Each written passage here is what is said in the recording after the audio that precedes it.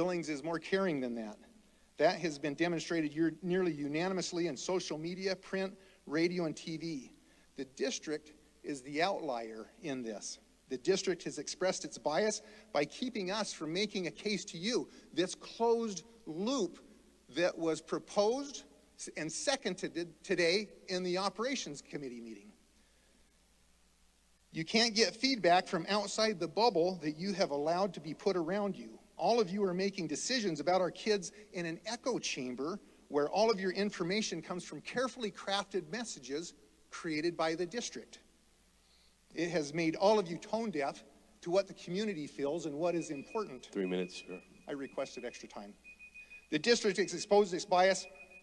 This was demonstrated when during the 2-hour filibuster last Thursday evening, you had your legal expert speak on how you could safely evade the intent of federal and state laws without fear of a civil rights lawsuit, instead of asking what was the right thing to do for kids like Emily. This was also demonstrated when you had the special ed department put together an estimate of costs should the board change the policy allowing kids like Emily to get a senior year. Without respect for anybody's common sense or math skills, they assume that Emily and every special education student would require a full 1-to-8 ratio, and that each of those kids would require 3 years. That is not the case. It's not even close to the case. Those estimates were way out. Nobody asked that question because of this trusting closed loop. That loop has failed you. Emily, like most kids in her situation, only need 1 more year to get back what they've lost due to circumstances beyond their control. These deliberately false assumptions painted a dire financial picture. This was the district's attempt to scare the community into checking their consciences at the door and turning against these special students. The community saw through your numbers hoax, and it has a conscience. That conscience says, shame on you, Special Education Department and School District 2. After months of stalling us, you dared tell the media that you would like to have had a resolution in place already, except that the Penningtons are withholding information in the IEP. All of you know that the information in her IEP is not relevant to what allowing her to go an extra year. That was shifting the blame to the Penningtons.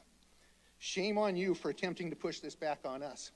After the media firestorm erupted, you reached out through back channels to see if we'd be interested in a deal. Emily gets a senior year, but other students in Emily's situation do not. No. For special needs kids and families, this has become bigger than just the Penningtons and Emily.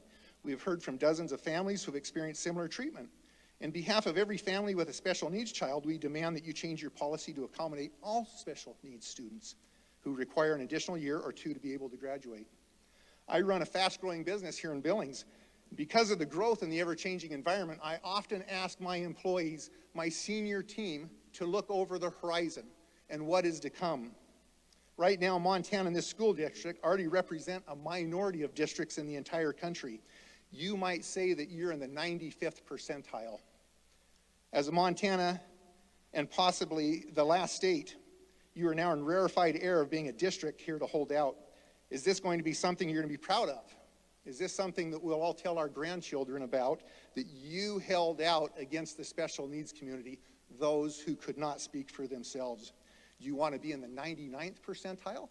Because this change is happening, and you're holding out on it.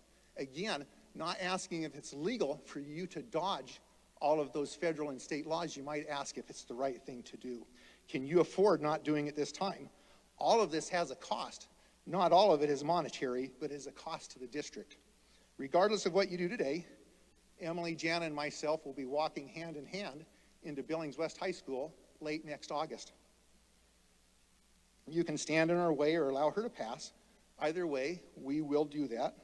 I believe that we'll continue to have the backing of this wonderful community and even the media. Thank you for your time.